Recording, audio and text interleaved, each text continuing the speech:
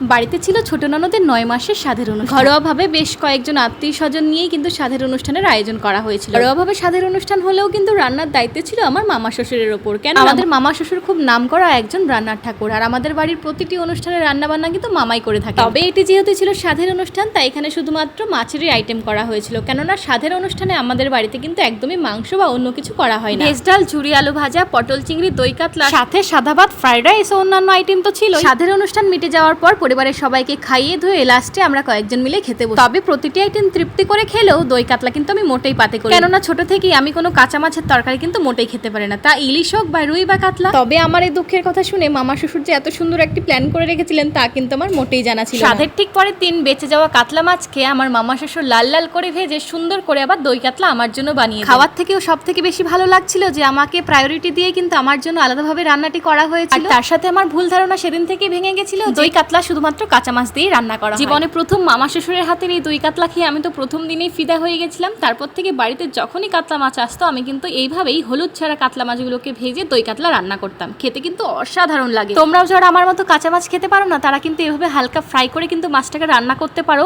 তোমাদের আমি রিকোয়েস্ট করবো এই রান্নাটা একবার করে খাওয়ার জন্য, খেতে কিন্তু জাস্ট ফাটাফাটি। তবে তোমার পরিবারের স্বাদের অনুষ্ঠানে মাছ দেওয়া হয় নাকি মাংস, কমেন্ট করে কিন্তু অবশ্যই জানাবে।